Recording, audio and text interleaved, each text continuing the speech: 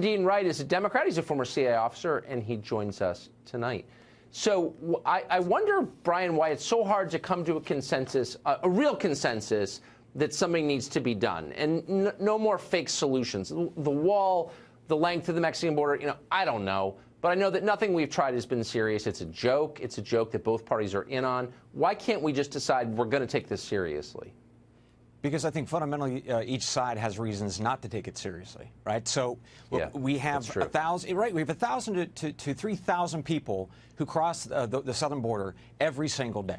Now, that should be a starting point to say what we're doing now isn't working. Now, the Democrats are proposing $1.3 billion, just like they did last year and the years prior. What that tells me is my party is saying, look, let's just keep doing business as usual, even though business as usual is getting us 3,000 people across the border every day. Now, that's just crazy. Now, everybody watching this program and most reasonable people will say, why are we doubling down on stupid? Why are we doubling down on broken? That doesn't make any sense. Yeah. So do you find it interesting that there really is a bipartisan consensus in Washington that we're not allowed morally to do anything about people streaming across our border? Like that somehow it's wrong, it's against what Jesus would do to protect our own country. Where does that impulse come from? Well, I think it's something that I have in my heart, which is that I can love Jesus and love the law and love the border. And I don't think that those two things are a disconnect. They sure shouldn't be.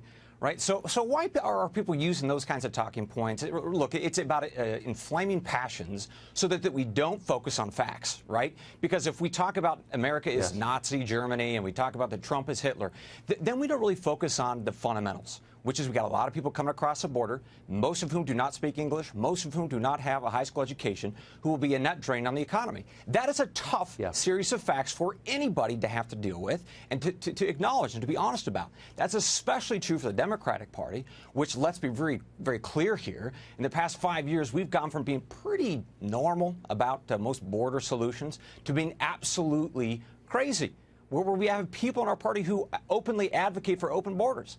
So at the end of the day, it is hard for me to look in the mirror and embrace my Democratic Party, knowing full well that most of, or at least the progressive base, we don't want solutions. We just want continued chaos. I feel the same way. Bryan Dean Wright, thanks a lot for coming on tonight. Good to talk to you. Pleasure, sir.